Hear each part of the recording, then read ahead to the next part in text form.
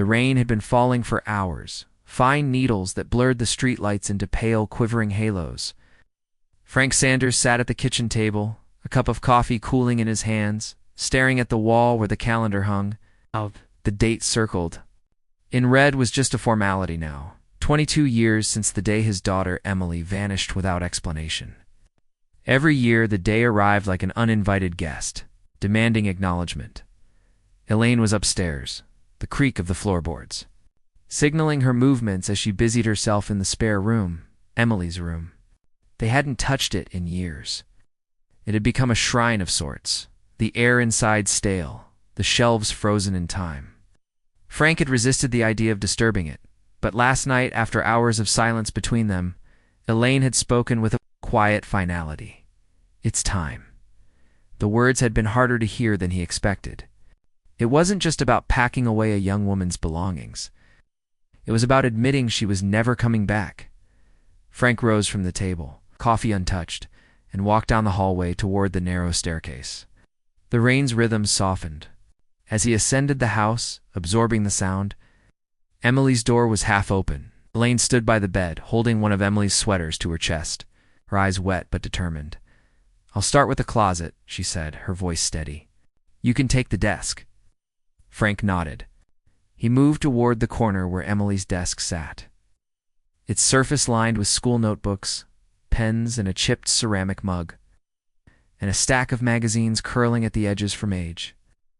The smell of dust and paper filled his nose as he sifted through the drawers. At first it was just the usual clutter, old assignments, a cracked calculator, receipts from the diner she used to work at. Then at the back of the bottom drawer, his fingers brushed against a hard spine. He pulled it free, surprised to find Emily's senior yearbook. He realized he had never actually opened it before. Back in those first months after she disappeared, neither he nor Elaine could bear to see her face frozen in those glossy pages, smiling alongside friends who had gone on to live their lives. But now, holding it after more than 2 decades, the book felt heavier than paper and ink should. Frank sat on the edge of the bed and opened it slowly. There she was, Emily Sanders, class of 1990, her smile bright and almost defiant, as if she'd known the photographer was trying too hard to coax something false out of her. His eyes burned as he traced the photo with his fingertips. Then he saw it. Beneath her short biography, scrawled in blue ink, was a note that hadn't been printed in the official copy. It was personal, directed to someone specific. "Don't forget to bring back my book, The Secret Garden, the illustrated edition. I want it before graduation, promise." Frank blinked, unsure why the message unsettled him. It wasn't the title itself. Emily had always loved that story. But the implication. Someone had borrowed it. Someone close enough for her to leave a teasing reminder in a yearbook. "Who had your book, Em?" "Right," he murmured aloud. He flipped through the pages, scanning for clues, until he found the adjacent photograph, the one belonging to her best friend, Sarah Thompson. Sarah had been a constant presence back then, practically living at their house on weekends. But after Emily vanished, Sarah's visits had grown infrequent until they stopped altogether. Frank remembered that the police had questioned Sarah at the time. She'd been cooperative, devastated even. Still, something about that note nagged at him. Elaine's voice cut through his thoughts. "Frank, are you okay? You've been sitting there a while?" He closed the book halfway. "I just found something in her yearbook. A note about a borrowed book." Elaine frowned. "After all this time, that doesn't matter." "Maybe it does," Frank replied quietly. "Do you know if Sarah ever returned it?" Elaine hesitated. "I don't think so. But, Frank, please, don't start digging again. We agreed. I know what we agreed." He stood, yearbook in hand. "But maybe I need to talk to her. Just once." Elaine didn't answer, just turned back to the closet. Frank took that as reluctant permission. By the time he stepped outside, the rain had thinned to a mist. He drove the familiar route out of town, following the winding road that skirted the old harbor until the houses grew sparse. Sarah's address was one he hadn't visited in decades, a small bungalow at the edge of the pines. When she opened the door, her hair was shorter, flecked with silver, and her eyes held a guarded weariness. But when he introduced himself, the recognition broke through. "Mr. Sanders," she breathed. "It's been so long." Inside, her living room smelled faintly of wood smoke and lemon cleaner. They sat facing each other across a low coffee table. Frank set the yearbook between them, open to the page with Emily's note. "Do you remember this?" he asked. Sarah leaned forward, her brow furrowing. "I do. I borrowed that book. I never gave it back." "Why not?" She looked away. "Because after she disappeared, it felt wrong. It's like if I gave it back, it would mean admitting she wasn't coming home." Frank studied her face. "Do you still have it?" Sarah rose and disappeared into the back room. When she returned, she was holding a worn, cloth-bound edition of The Secret Garden, its once bright illustrations dulled by time. She placed it gently on the table. "I kept it all these years," she said. "But there's something you should see." Frank opened the book, flipping past the title page until something fell out, a folded scrap of lined paper. His heart kicked in his chest as he unfolded it. The note was written in Emily's unmistakable hand. "Meet me at the Lighthouse. Don't tell anyone. Midnight." The date at the top was the night before she vanished. Frank stared at the note as if it might vanish if he blinked. The paper was thin and fragile, the ink slightly smudged where moisture had once touched it. Midnight, the night before she disappeared.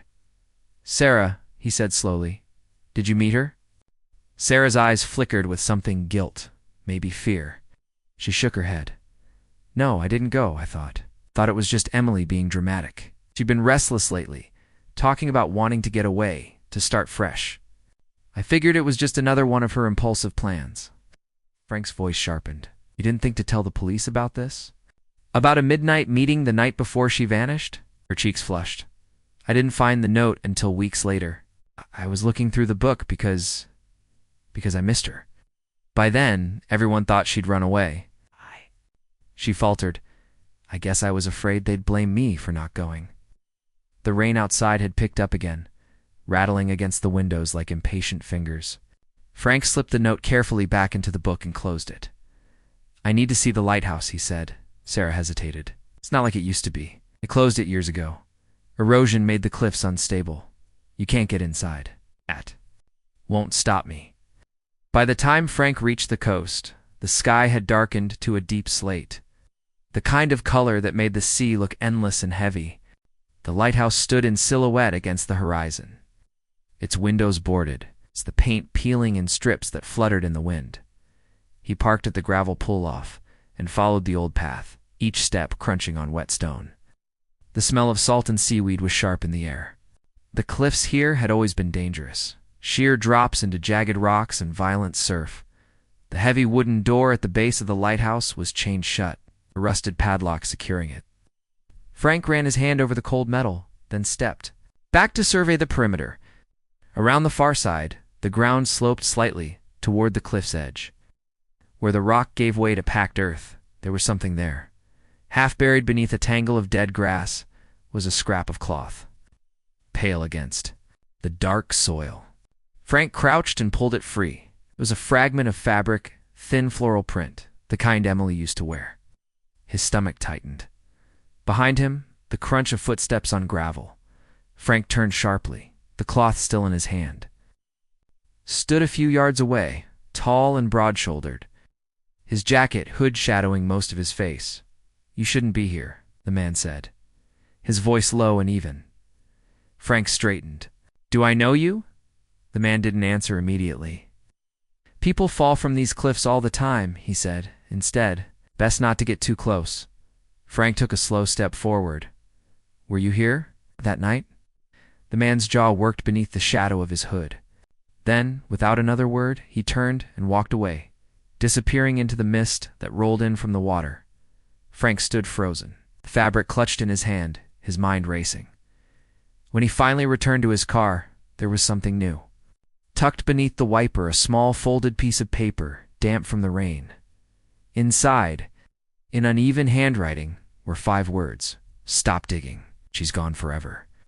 Frank sat in the driver's seat, the note heavy in his hand, rain drumming on the roof of the car like an impatient warning. The handwriting was jagged, almost rushed, as if the writer had been looking over their shoulder. His first instinct was to show it to the police, but a thought gnawed at him. After 22 years, what could they realistically do with a cryptic threat and a scrap of cloth? Still, the words had weight. Stop digging. It meant someone knew he was looking. Someone who either feared what he might find or didn't want him anywhere near the truth. He drove home slowly. Every passing street lamp flashing like a metronome in the corner of his eye. Lane was waiting in the living room, arms folded, the yearbook lying on the coffee table between them. "You went to see her?" she said flatly. Frank nodded and placed the scrap of floral fabric on the table. Lane stared at it, her lips pressing into a thin line. "Where did you get that?" "Lighthouse," he said. "Found it near the cliff." "And this?" He slid the folded note across to her. Elaine didn't touch it. "You promised me, Frank. No more chasing ghosts." "Then explain this," he pressed, his voice sharper than intended. "Explain why someone follows me to the lighthouse and leaves this under my wiper." Her expression didn't change, but there was a flicker in her eyes, the faintest shadow of something she wasn't saying. "Maybe it's just some idiot playing a sick joke," she said. Frank shook his head. "You know better than that. Whoever wrote this, they know something." That night, sleep came to him in fits. Each time he closed his eyes, he saw the hooded man's silhouette dissolving into mist, the pale scrap of cloth fluttering in the wind. He woke before dawn, the house dark and quiet. In the kitchen, over black coffee, he opened the yearbook again. His eyes lingered on faces, names, and signatures, a map of a time before the world fell apart. He stopped at a photo, 3 pages past Emily's, Daniel Carter. Danny had been part of Emily's wider circle, a quiet boy whose father worked maintenance at the Lighthouse. Frank remembered seeing him at the house once or twice. There was nothing. In his eyes in that photo, just a flat, guarded expression. On impulse, Frank searched his phone. Danny still lived in the area. On the far side of the harbor, in a row of weathered fishing cottages, the road there wound along the water. Gulls circling overhead in the pale morning light. Danny's place was easy to spot, nets drying on the railing, an old boat motor rusting in the yard. Frank knocked, the sound hollow against the thin wood door. After a moment, it opened a crack, revealing a man with a weathered face and deep lines around his eyes. "Can I help you?" "Danny Carter. I'm Frank Sanders, Emily's father." Danny's expression shifted, the wariness sharpening. "What do you want?" Frank held up the folded note. "You were friends back then? Did you leave this for me at the lighthouse?" Danny's gaze flicked to the note and back. "No, and you shouldn't be asking about that place." "Why not?" "Because some things are better left where they're buried." He started to close the door, but Frank stepped forward. "She was 17. Frank said, his voice low but urgent. "She didn't just vanish. Someone met her that night, someone at the lighthouse." "If you know anything," Danny's grip tightened on the doorframe. "Go home, Mr. Sanders, before you end up like her." The door shut with a finality that told Frank there was more behind Danny's eyes than he'd ever admit. As Frank turned to leave, he noticed something in the gravel by the porch, a single white hyacinth. Fresh, its petals unblemished despite the wind off the harbor. Emily's favorite flower. Frank crouched to pick up the hyacinth, its stem still wet as if it had been placed there moments ago. He looked over his shoulder, scanning the narrow street between the cottages. A figure in a dark coat was turning the corner, head down, moving quickly away. He pocketed the flower and started after them. The crunch of gravel under his shoes sharpened the cold morning air. The figure didn't look back. Frank followed through the maze of weathered houses until they reached the edge of the harbor, where the land gave way to open water. The figure stopped beside an abandoned fishing shed. Frank slowed, trying to make out their face, but they stepped inside before he could catch a clear view. He approached cautiously, the boards creaking underfoot, and pushed the warped door open. The shed was empty. Only the smell of salt and rot remained, and a small square of paper pinned to the inside wall with a rusted nail. It was another note. Did you want the truth? Come alone. Midnight. The lighthouse path. Frank's first thought was that it could be a trap. His second was that he didn't care. He kept the meeting from Elaine, knowing she would fight him on it all day. The words of the note burned in his pocket. He went through the motions: lunch at the diner, a stop at the hardware store, but his mind was already walking the cliffside path under the cover of night when midnight came. The air was sharp and the moon hid behind a ceiling of low clouds. Frank parked far from the old pool-off and walked the rest of the way, his flashlight beam cutting narrow tunnels through the mist. The lighthouse loomed ahead, skeletal against the gray. Someone was there, standing just beyond the chained door, their back to him. "Are you the one leaving the notes?" Frank called softly. The figure turned. It was a woman, her hood pulled low, a scarf covering the lower half of her face. Even so, he recognized the eyes, pale, watchful. "Mr. Sanders," she said, "I wasn't sure you'd come. Who are you?" She glanced toward the cliffs, as if weighing the risk of speaking. "Name's Lily. I used to work the harbor bar back then. I saw your daughter the night she disappeared." Frank's pulse jumped. "You saw her? Where?" "Here, on this path." She wasn't alone. Frank stepped closer. "Who was she with?" The woman hesitated. "Danny Carter. And another man I didn't know. Tall, broad shoulders, kept his face down." Frank's mind raced back to the hooded man at the lighthouse days ago. "Did you tell the police this?" "I tried," she said, "but the report got lost. People who work the docks know not to get too close to certain names. Some folks here have a way of making problems disappear." A wave of wind rolled off the water, carrying the metallic temps of the sea.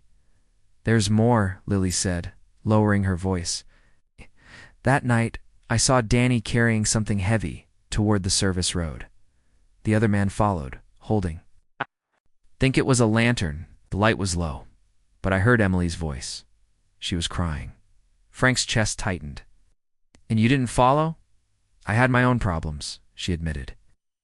"But I remember this. The next morning, the lantern was gone from the keeper's shed. And 3 days later, the shed was locked for good."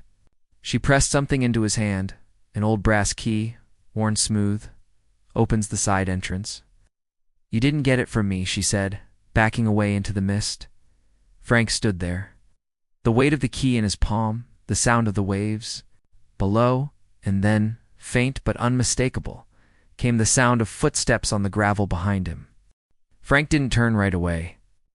The footsteps behind him were measured, deliberate, like someone who knew there was no rush. He slipped the brass key into his jacket pocket, the cold metal pressing against his palm. When he finally turned, the path behind him was empty, just the shifting gray of mist over gravel.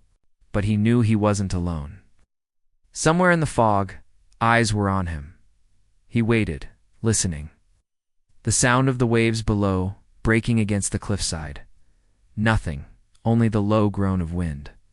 Through the rusted frame of the lighthouse door, he moved, quickly, circling the structure until he found the narrow side entrance Lily had mentioned.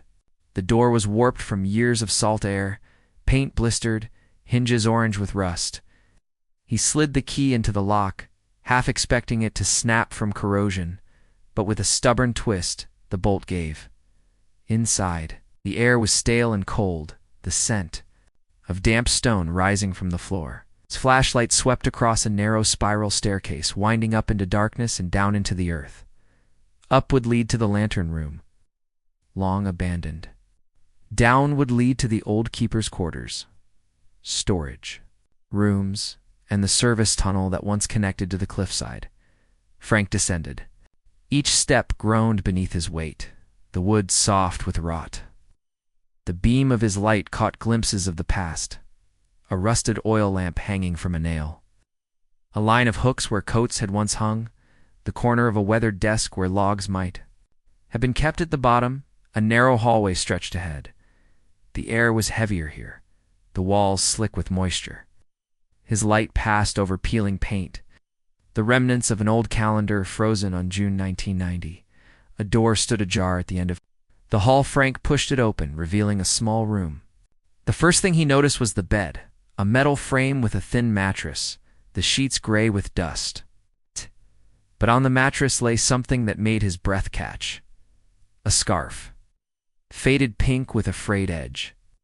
Emily's. He'd seen it in old photographs. The one she wore almost every day that last winter. He crossed the room and picked it up. The fabric brittled between his fingers. A corner of it was stained dark, the color almost black in the dim light. Beneath the bed, something glinted. He crouched and reached in, pulling out a small tin box, its lid dented. Inside were scraps of paper, torn pages from a notebook. The handwriting was Emily's. June 11th, he says, "I can't go home yet. Says they'll understand if I just give it time." I think he's lying. June 12th, I heard someone else come in last night. They were arguing.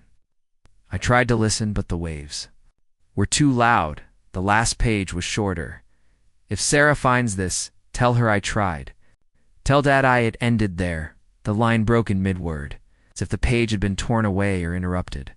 Frank's grip on the paper tightened until it crumpled.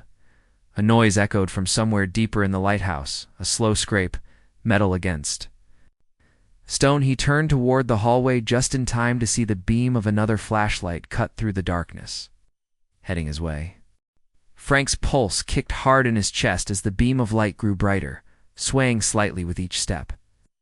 There was nowhere to go but deeper into the old service tunnel or back up the narrow staircase. If he ran, the sound of his footsteps would give him away instantly. He slipped the tin box into his jacket and pressed himself against the cold stone wall, his flashlight off. The scrape of boots on the damp floor was close now, too close. The figure emerged into the doorway, tall, broad-shouldered, who'd pulled low. Frank recognized the stance even before the man spoke. "You shouldn't have come here," the voice said, flat and without surprise.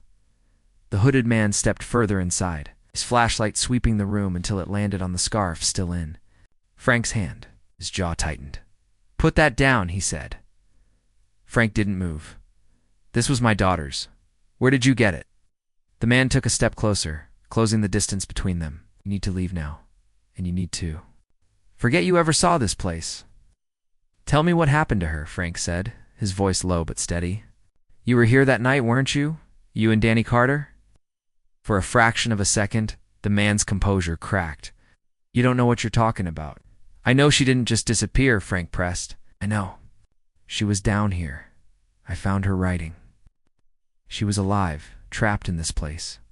The man's hand twitched, the beam of his flashlight jittering across the wall. "She shouldn't have been here. None of this should have happened. And tell you." "Me," Frank demanded, taking a step forward. "Before I take this straight to the police." The man's voice turned sharp. "The police. They had their chance 22 years ago. They're not going to touch this now." Frank's mind was racing, weighing whether to push harder or try to get out with what he'd found. The scarf. The notes. It was enough to prove she'd been held here, at least for a time. Then the man reached into his jacket and pulled out something small and metallic. For a heartbeat, Frank thought it was a gun, but when the light caught it, saw the dull edge of an old folding knife. "I'm not going to ask you again," the man said. "Drop it and walk out." Frank's fingers tightened around the scarf. Not without answers. The man moved faster than Frank expected, grabbing his wrist and shoving him hard against the wall. The flashlight clattered to the floor, spinning so the beam flickered across the low ceiling. The knife hovered inches from Frank's side.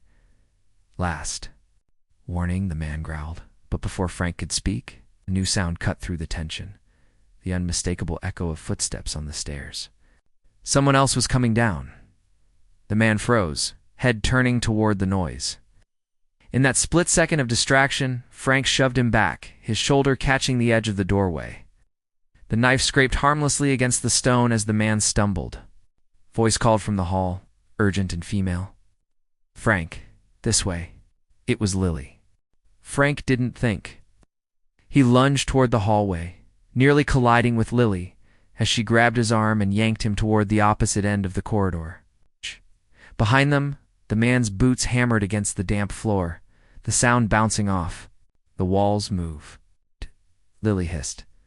They plunged into the narrow service tunnel, the air thick with the stench of salt and rust.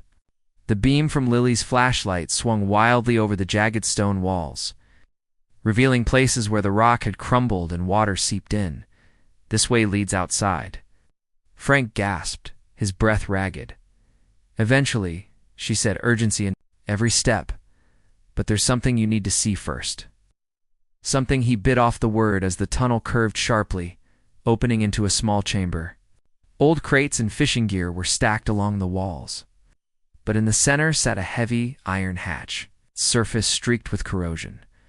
Lily crouched beside it and pulled a ring of keys from her pocket. Her hands moved quickly, almost practiced. She vanished. I used to come down here, she said, not looking at him. Couldn't get this open, not until I found the right key 2 years ago. What's inside? Why, you can't stop now. The lock gave with a muffled clank, and the hatch creaked open, releasing a burst of air that was colder, heavier, as if it had been trapped for decades. Frank knelt beside her, shining his light down into the dark shaft. At first he saw nothing but stone. Then the beam caught on something pale. Bones, not scattered like an animal carcass, but arranged. Human. Frank's throat tightened. Is that no? Lily cut in quickly. Too small? Okay, child, maybe 10 or 11? Not your daughter? But this is the proof that place has been used for more than just keeping the light. The sound of boots echoed again, closer now. The man's voice carried faintly down the tunnel. You've got about 30 seconds before he's on us, Lily said, snapping the hatch closed. We go now, or we don't go at all. Frank's mind whirled. He wanted to stay, to take in every detail, but instinct told him she was right. He followed her through another curve of the tunnel until faint daylight glimmered ahead. The exit was a jagged opening in the cliff face, barely wide enough to squeeze through. They emerged onto a narrow strip of rock above the churning sea, waves exploding against the cliff below. This is the old keeper's escape route, Lily said, already scrambling up a weathered rope ladder bolted to the rock. Go. Frank climbed after her, his hands slipping on the wet rope, his legs aching with the strain. Below, a shadow moved in the tunnel mouth. The man, watching them with something between fury and calculation.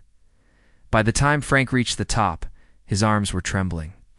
Lily pulled him onto the narrow ledge and led him into the shelter of a rocky overhang where they could catch their breath. You understand now? She said, eyes locking on his. Whatever happened to your daughter, it's tangled up in something bigger, and that man isn't working alone. Frank glanced back toward the rope ladder, but the tunnel mouth below was empty. The man was gone. Then we find out who's helping him, Frank said, his voice like stone. By the time they made it back to the harbor road, the mist had thickened into a wet, clinging shroud. Street lamps glowed dimly in the haze, their halos bleeding into one another. Lily kept her hood up, glancing over her shoulder more often than. She looked ahead. Danny Carter, she said, without preamble. If you want answers, he's the thread to pull, but he's careful, slippery. He's been living half in shadow since that summer. Frank's hands were still raw from the rope ladder, but he gripped the tin box in his jacket like a lifeline. I went to his place. He warned me off. Told me to go home before I ended up like Emily. That's as close to a confession as you'll get from him sober, Lily said. You need to catch him when he's somewhere he thinks no one's watching. She knew exactly where that would be, the rusted anchor, a bar wedged between. 2 derelict warehouses on the far end of the docks. No cameras, no uniforms. Just the stink of stale beer and the low hum of private deals. They waited until the neon anchor sign flickered to life, bathing the wet pavement in sickly blue light. Through the grimy windows, Frank spotted Danny at a corner table, nursing a bottle and talking to a man whose face stayed hidden beneath a pulled-down cap. Lily led Frank around to the back alley.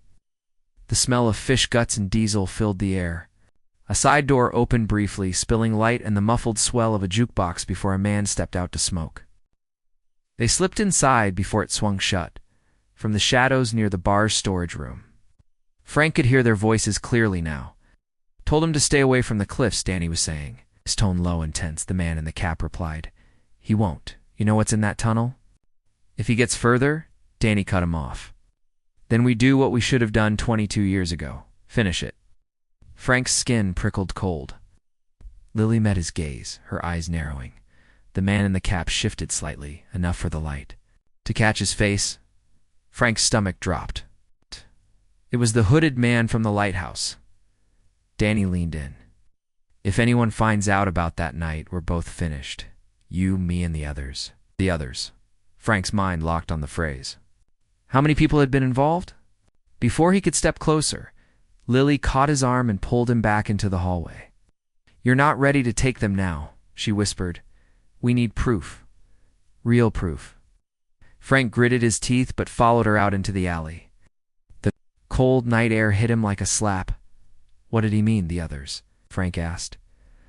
Lily glanced toward the docks where the fog curled low over the water. There were 3 names that kept coming up back then. Danny Carter, Raymond Holt. No. And everyone just called the keeper. No one knew his real name, but he had keys to every door in the lighthouse. And he answered to people higher up than the town sheriff. Frank felt the weight of the scarf in his pocket, the jagged edge of truth beginning to take shape. Then we find the keeper, Lily gave a grim nod. And when we do, you'll learn what really happened to your daughter on that cliff. From somewhere down the alley, a voice called out, low, almost conversational, looking for me, Mr. Sanders? They both turned. The hooded man stood at the far end, the mist curling around his shoulders, his hands buried in his coat pockets. Frank's breath misted in the cold air as he squared his stance. Lily shifted subtly so that she stood half a step in front of him, her weight balanced on the balls of her feet. The alley was narrow, the brick walls on either side slick with condensation, the only sound, the faint lapping of water against the docks.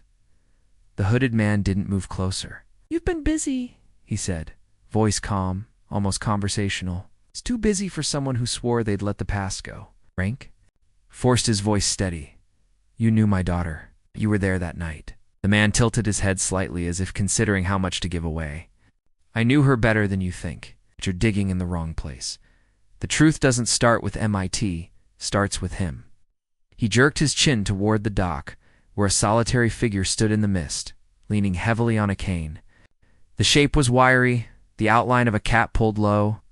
Even from here, Frank could see the faint glint of keys hanging from the man's belt. Lily stiffened. The keeper? The hooded man's tone hardened. You get one warning. Stop now, or you won't live to regret it. Frank ignored him and stepped toward the dock, but the hooded man's voice followed like a shadow. She wasn't supposed to die that night. You should remember that. The words landed like a blow, but Frank didn't slow as he and Lily approached. The older man on the dock straightened, his cane tapping against the planks. His face, when it emerged from the fog, was leathery and lined, but his eyes were sharp, clear, and unafraid. I wondered how long it would take you to find me, he said. Frank's throat tightened. You had keys to the lighthouse? You were there, the keeper smiled faintly. I was always there. It was my job. Lily stepped forward. What was your job the night Emily disappeared? The man's gaze slid to her, then back to Frank. Keeping the light, keeping certain. People out of trouble. That's all you need to know. No, Frank said, his voice rough. I need to know everything. I found her writing, found where she was kept. The keeper's smile thinned. Then you've found enough to bury yourself with. From somewhere behind them, a boat engine coughed to life. Frank turned just enough to see a small trawler easing away from the dock, Danny Carter at the wheel, the hooded man already on board. By the time Frank looked back, the keeper was stepping into the fog at the far end of the dock, moving with surprising speed for a man with a cane. Frank Lily's voice was urgent. We're running out of time. Frank's fists clenched around the scarf in his pocket. The pieces were moving. They knew who the players were, but not yet the final move, not yet the truth. The wind had shifted by the time Frank and Lily left the docks, carrying the smell of brine and diesel through the narrow streets. The trawler's engine faded into the distance, its wake cutting a dark path across the water. Frank's mind burned. With the image Donnie and the hooded man leaving together, the keeper melting into the fog, felt less like chance and more like choreography. "They're pulling together," Lily said as they reached the end of the pier. "That means they know you're close." "Then we stay closer," Frank replied, jaw tight. "I'm done letting them run." The next day, Lily tapped one of her old contacts, a harbor hand, who owed her more than one favor. By nightfall, they knew where the trawler had gone, an inlet 2 miles south, where the cliffs dipped low and a single weathered boathouse clung to the rocks. Frank insisted they go under cover of darkness. They parked a 1/4 mile away and approached along the shoreline, moving between the jagged shadows of boulders until the boathouse loomed ahead. Its windows glowed faintly, the sound of voices carrying over the surf. Inside, 3 figures sat. Around a heavy wooden table, Danny Carter, the hooded man, and the keeper. A bottle of whiskey stood between them, half drained. "Told you he wouldn't stop," Danny was saying. The keeper's voice was slow, deliberate. "Then we make sure he doesn't find what's left. We move her." Frank's pulse thudded. In his ears, "Move her." Even after all these years, the words lit a flare of desperate hope and sick dread. "Where?"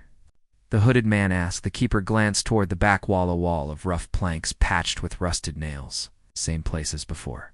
The tide'll take care of the rest." Lily's hand closed on Frank's sleeve, pulling him back into the shadow of the rocks. Her whisper was tight. "That wall leads to the old tidal cave. It's been sealed for decades." Frank's voice was barely a breath.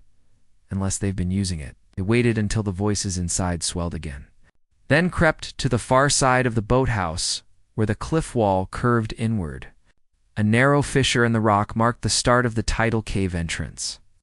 Someone had recently cleared debris from its. Fresh scrape marks scored the stone.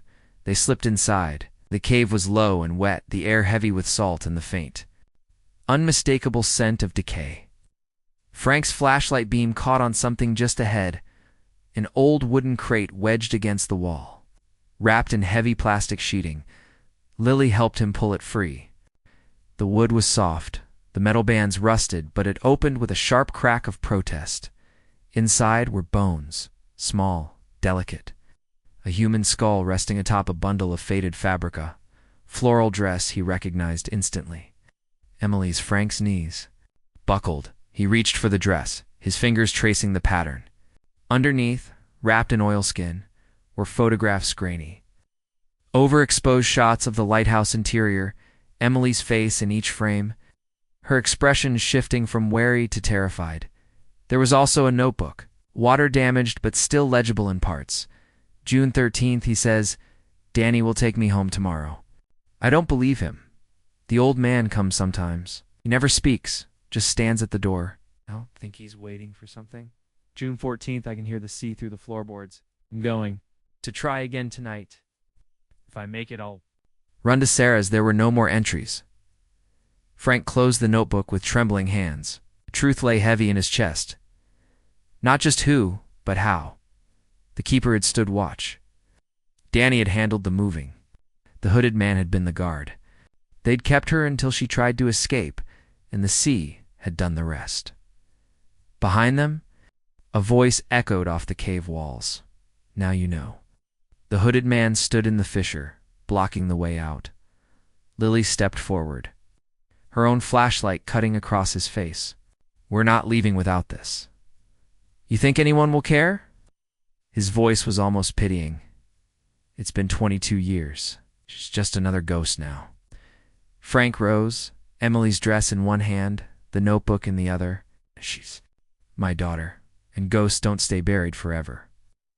The man's expression shifted something between contempt and calculation before he stepped aside.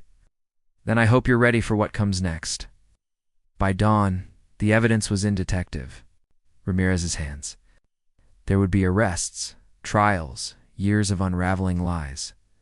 But for Frank, the moment came quietly, standing on the cliff where Emily had once looked out over the Pacific, the wind tugging at the scarf he now wore around his neck.